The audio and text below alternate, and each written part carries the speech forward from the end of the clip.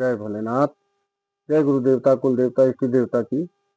भक्तों, मैंने जैसे आपको स्त्री के लगन भाव की दशा बताई कि उसका क्या फल होता है।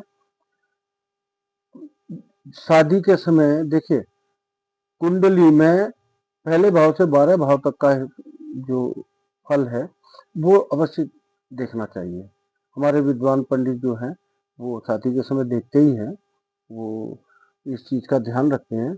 आप लोगों से निवेदन है, देखिए स्त्री के पहले भाव का मैंने आपको बताया था कि क्या दशा होती है। अब मैं उसके स्त्री के दूसरे भाव में कौन से ग्रह क्या स्थिति और क्या फल देते हैं उसके बारे में मैं बता रहा हूँ। तो भक्तों देखिए, लगन से दूसरे भाव की दशा और स्त्री की कुंडली का फल क्या होता है।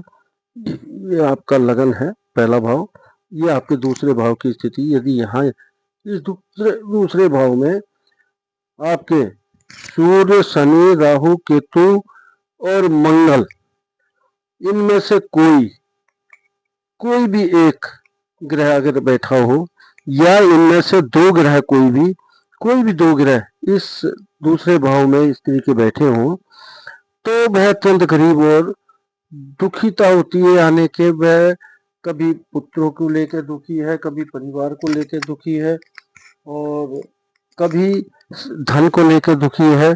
मतलब उस स्थिति स्त्री की उत्तम नहीं होती, वह अत्यंत गरीब और दुखी रहती है, धन से भी दुखी रहती है। यही यदि बृहस्पति, बुध या शुक्र ये दूसरे भाव में बैठे हुए हैं, बहुत ही उत्तम होता है। बृहस्पति, बुध या शुक्र, इन तीनों में से कोई भी एक ग्रह ये यहाँ दूसरे भाव में यदि स्त्री के बैठे हो तो वह स्त्री सौभाग्यवती और अधिक धन्यवान होती है, पुत्रवती होती है, घर में खुशहाली होती है उस पर स्त्री के। वह स्त्री हर धर्म से कठोर यानी कि भाग्यवती के साथ साथ वह पुत्रवती होती है और उसके बाद उसको घर में सभी सुख प्राप्त होते हैं।